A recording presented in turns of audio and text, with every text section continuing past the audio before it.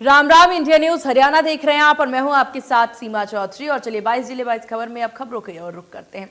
PM Modi ने गुरुग्राम से देश को पहले एलिवेटेड एक्सप्रेसवे द्वारिका एक्सप्रेसवे का उद्घाटन किया। इस दौरान पीएम मोदी ने जनसभा को संबोधित किया। उन्होंने कहा कि आज से दिल्ली हरियाणा के बीच यातायात का अनुभव हमेशा के लिए बदल जाएगा।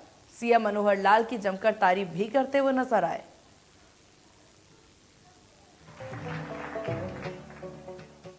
द्वारका एक्सप्रेसवे जब दिल्ली मुंबई एक्सप्रेसवे से जुड़ेगा तो एक नए अध्याय की शुरुआत होगी। पूरे पश्चिमी भारत में ये कॉरिडोर इंडस्ट्री और एक्सपोर्ट को एक नई एनर्जी देने का काम करेगा।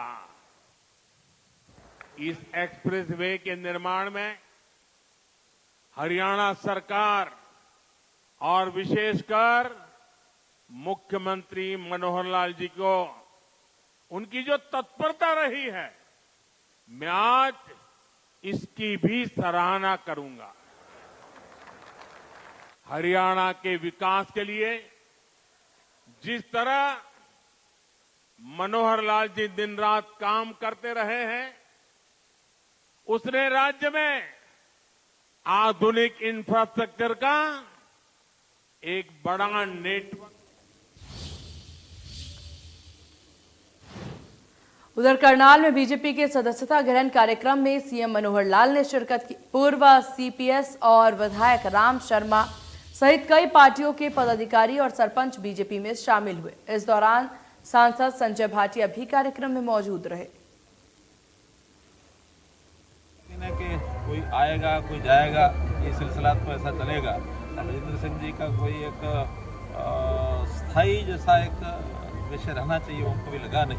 वो अपने तरीके की बातें कभी करते रहते हैं।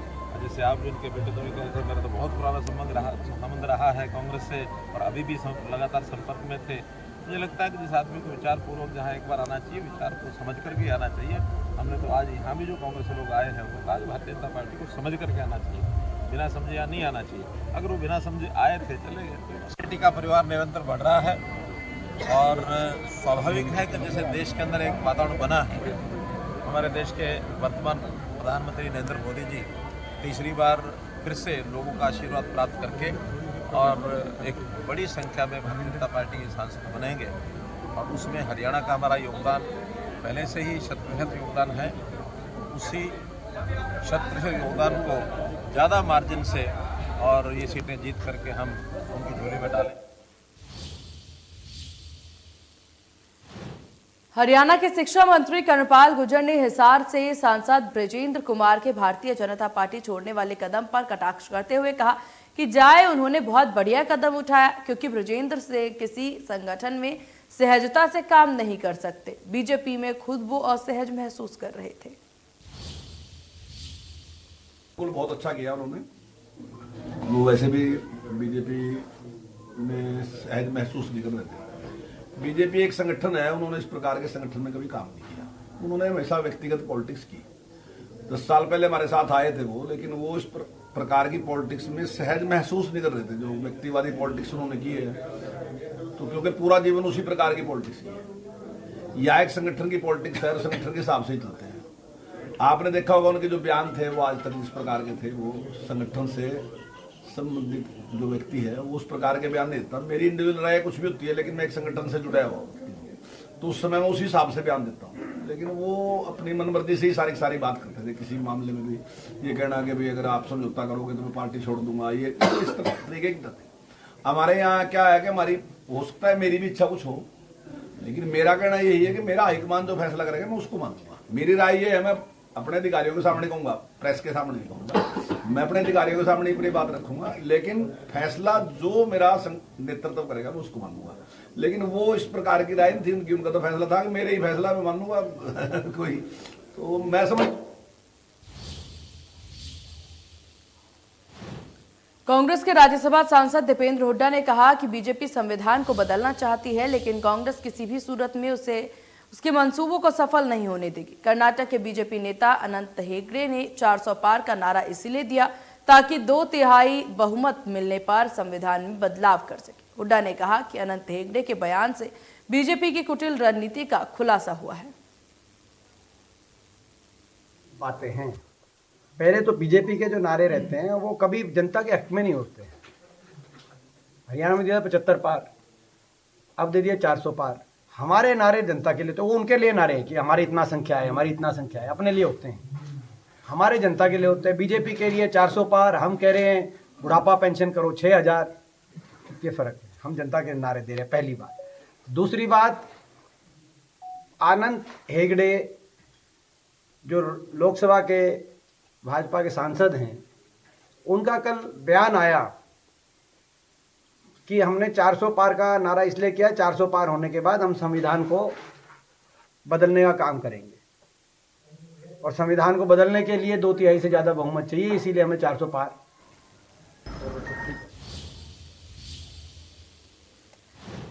गठबंधन के उम्मीदवार सुशील गुप्ता ने कहा कि 80% वोट इंडिया गठबंधन को मिलने वाले हैं। सुशील गुप्ता ने कहा अजय चौटाला खुद गठबंधन में शामिल होना चाहते हैं।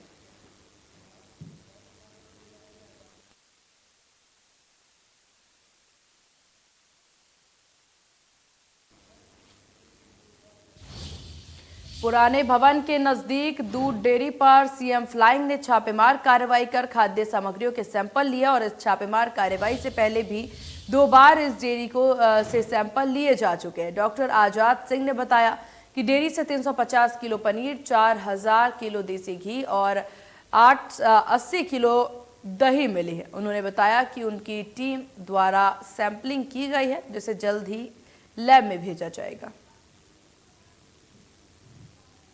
ये सीएम फ्लाइंग की इनपुट थी, उन्हीं के अनुसार ये कार्रवाई की गई है। तो हमने यहाँ चेक किया है और सैम्पलिंग की है। तो यहाँ लगभग पनीर मिला है 350 किलो, घी मिला है लगभग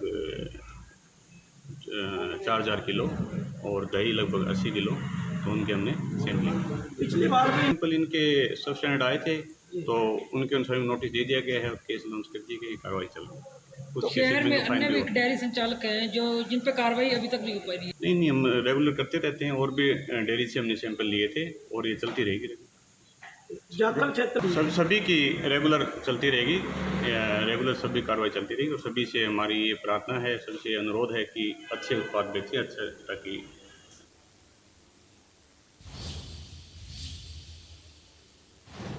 पूर्व विधायक और इनेलो पार्टी के प्रदेश अध्यक्ष नफे सिंह राठी की 25 फरवरी को बहादुरगढ़ में कार सवार बदमाशों द्वारा गोली मारकर हत्या की वारदात को अंजाम दिया गया। मामले में जज्जर पुलिस ने 3 आरोपियों को गिरफ्तार किया। अन्य आरोपियों की गिरफ्तारी की मांग को लेकर जज्जर के लघु सचिवालय में पुलिस कमिश्नर सतीश बालन से मिलने नफे सिंह राठी के परिवार के लोग पहुंचे। नफे सिंह राठी के परिवार के लोगों ने पुलिस कमिश्नर से मुलाकात की और आरोपियों की गिरफ्तारी की बात कही।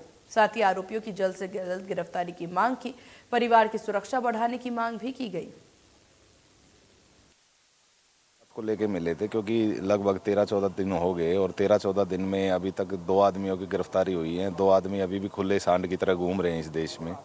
मुझे बड़ा आश्चर्य होता है कि मतलब एक आदमी क्राइम करके, मर्डर करके इतना खुलेआम घूम सकता है। और बेसिकली ये जो हम नहीं, पूरा बहादुरगढ़ एक बात को मानता है, ये जो मर्डर है ये पॉलिटिकली फाइनेंस्ड मर्डर है।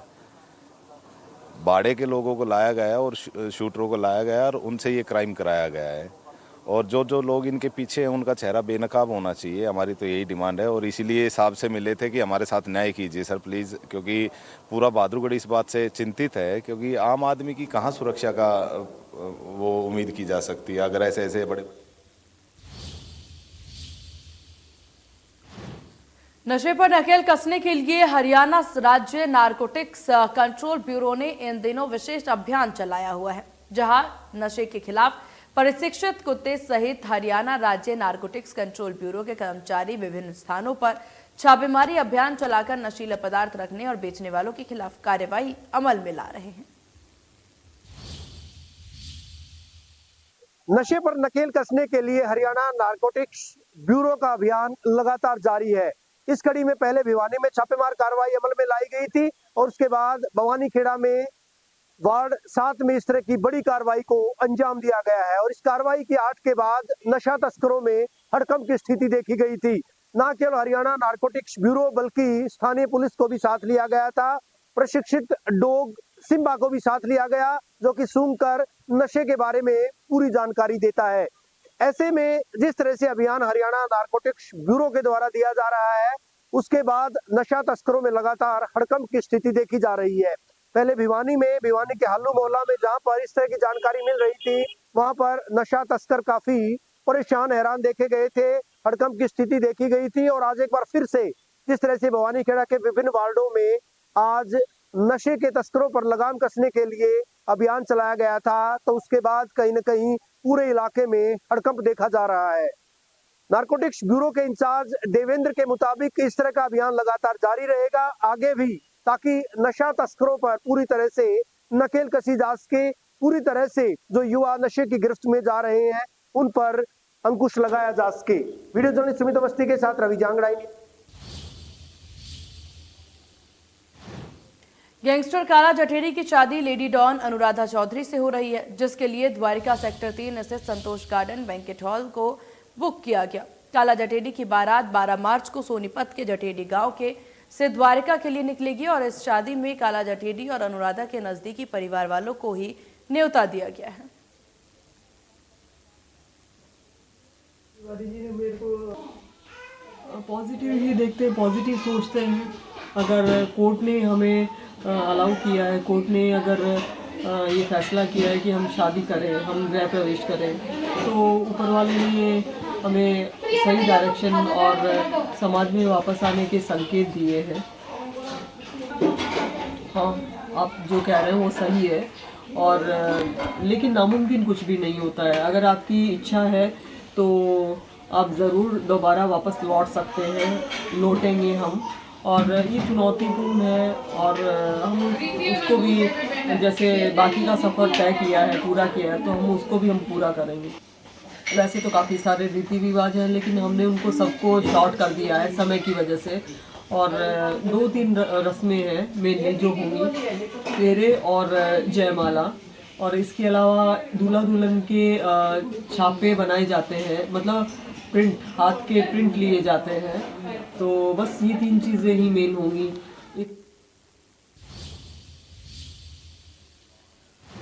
और हिसार से दिल दहला देने वाली घटना सामने आई, जहां लुवास के सर्जिकल के डिपार्टमेंट ऑफ वेटरनरी सर्जरी और रेडियोलॉजी के डॉक्टर संदीप गोयल ने अपने ऑफिस में सर्जिकल ब्लेड से अब पहले 8 साल की बेटी की बेरहमी से हत्या कर दी।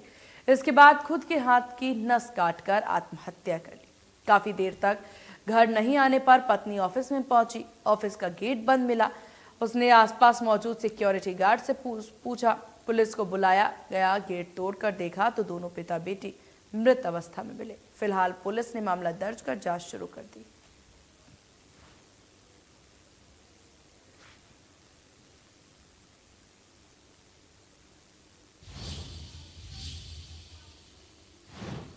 लोहारू रोड पर गांव बिरही कला के पास सवारी से भरी गाड़ी को ट्रॉले ने टक्कर मार दी, जिसमें चालक सहित 13 लोग घायल हो गए। साथ ही आपको बता दें, राहगीरों ने घायलों को नागरिक अस्पताल चरखी दादरी पहुंचाया। हादसे के बाद चालक गाड़ी छोड़ करके मौके से फरार हो गया। लोगों ने पुलिस को हादसे की जानकारी दी। पुलिस मामले की जांच में जुटी। जिला चरखी दादरी के लोहारू रोड पर गांव बिरही कला के समीप एक बड़ा हादसा हो गया। क्रूजर को ट्राली ने टक्कर मार दी, जिसमें 12 लोग घायल हो गए। वहां से गुजरने वाले लोगों ने यहाँ नागरिक अस्पताल चरखी दादरी में घायलों को पहुंचाया। आप देख सकते हैं कि घायलों को आपातकालीन में जो विभाग है उसमें रखा गया है और यहाँ डॉक्टरों की भीड़ है। पुलिस मौके पर सूचना पाकर पहुंच चुकी है और इस हादसे की जांच कर रही है। वहीं प्रत्यक्षदर्शी का कहना है कि ट्राले के सामने एकदम से बाइक सवार ने ब्रेक लगाए, जिससे उसने ब्रेक लगाने पड़े और पीछे से घूमकर ट्रक का जो ट्राला था वो क्रूजर गाड़ी में जा लगा, जिससे लोग घायल हो गए। और यहाँ नागरिक अस्पताल में घायलों को प्राथमिक उपचार के बाद रेफर किया जा रहा है। वहीं डॉक्टरों का कहना है कि इस हादसे में बहुत ज्यादा इंजरी हुई है और 12 लोग घायल हुए हैं, चालक सहित। और ट्राला चालक हादसे के बाद वहां से फरार हो गया। वहीं पुलिस जांच में जुट गई है। एक बात देखना पड़ेगा कि इस हादसे के दोषियों को कब तक सजा मिल पाएगी। चक्की दादरी से इंडिया न्यूज के लिए सुरेंद्र सिंह। और रेवाड़ी में सड़क हादसे में 6 लोगों की मौत हो गई। हादसा खड़ी कार से बेकाबू कार की टक्कर से हुई। हादसे में 4 महिला सहित 6 की मौत हुई है। वहीं 2 महिला सहित 7 लोग गंभीर रूप से घायल हुए हैं। घायलों को ट्रॉमा सेंटर में भर्ती करवाया गया है। सभी लोग खाटू श्याम से दिल्ली लौट रहे थे। तो सड़क हादसे में 6 लोगों की मौत हो गई है। बड़ी खबर आपको बता दें, हादसे में 4 महिलाएं भी शामिल हैं। इसमें जो है तस्वीरें आपकी टीवी स्क्रीन पर।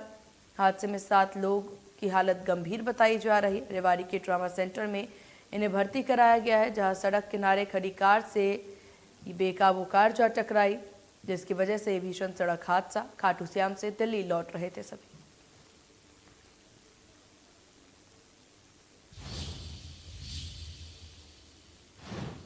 और इन्हीं खबरों के साथ इस बुलेटिन में बस इतना ही। बने रहिए इंडिया न्यूज हरियाणा के साथ। राम राम।